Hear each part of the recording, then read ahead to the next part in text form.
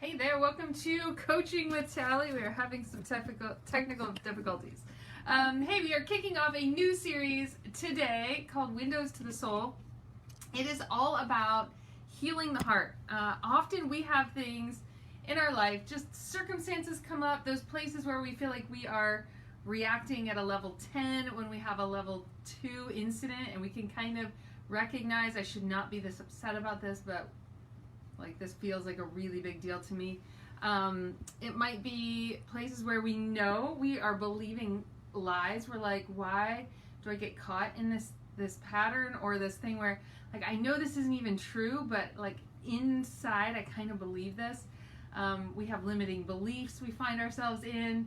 So any of these can be indicators that there is at the base of that some wound, some experience that we have had that's caused this emotional upheaval, these limiting beliefs, these lies that we believe. And until we do the inner work of going and touching on that place that was wounded, we will probably continue to live out of some of that. We can often work at these different levels, like just replace the lies that we believe and recognize that's not true and replace it with something else, or work on our reactions and choose something different, give ourselves some alternative behaviors. But the most effective way to deal with it is really getting below it at the wounding level, the experience that happened in our past, that we are carrying all of this into our present. So there's a model that I was trained in back in 2002 by an incredible leader named Terry Wardle, and I just felt led to bring some of that out. When I prayed about what we should do next, the thing that I heard was Windows to the Soul, and I was like, okay, what does that mean? There's a great book by Ken Geyer that I read on that a while ago, but I felt like what was really, like what it was that I feel like God really wants to give you guys is an opportunity to do just a little bit of leaning into some of those things that we tend to carry around needlessly. We carry around pain from our past. We carry around unforgiveness toward ourselves, toward other people. We carry around just the wounds. Like when things happen experientially, it's the most powerful way that we're influenced. And so there's an opportunity to have a really powerful healing experience and be able to just walk into more freedom, walk into more peace in our lives, have more, just a greater sense of wholeness. And so I just want to walk through this week, this model with you and just touch in on the different areas. I have to hold this, so sorry, it's a little bit close up today. So let me just touch in on the different areas. I'm going to give you an overview today of the model. My name is Tally, by the way. I'm a life and personal development coach, and I work with leaders to create lives of overflowing impact in the world that's centered in a place of joy for you, getting you aligned to who it is you most truly are, healed up, freed up, firing on all cylinders, and living a life that you love living so that you can enjoy your life deeply and so that you can have the greatest impact on the world. So that is what I do. I do it through private coaching, group coaching. I have some courses. I lead retreats and a mastermind. So a lot of different ways that I do that. But today, I just jump on once a day at 1 o'clock and do just some free coaching. Just offer you an overflow of what I do with my private clients. So totally a gift. So this week, doing Windows to the Soul, model for healing the heart.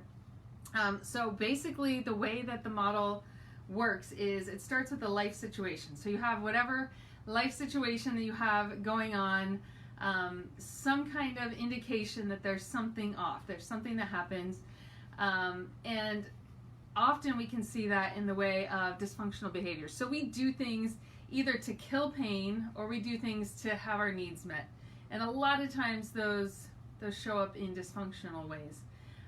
Underneath that, we have this emotional upheaval, like this longing for something or this fear of something. So that's what's underneath the dysfunctional behaviors. Underneath the emotional upheaval, we have lies that we believe, either about ourselves, about circumstances in our world, about people in our world, about things. So just lies that we believe, limiting beliefs that are there. And then underneath that is the wounding experience. The lies come out of this experience that we have, and then we draw a conclusion that we hold on to, that we believe, like men aren't safe, or maybe if you had an experience of not getting a need met, you might have drawn the conclusion that you're not lovable, or you're too much, or that communicating what you need is not a safe thing, or that you can't have a voice. There's so many different ones that we could draw out of experiences that we have. And somebody could go through the exact same situation and have two totally different lies that they pick up, that they carry around with them. So it's based on our personality, it's based on our experience,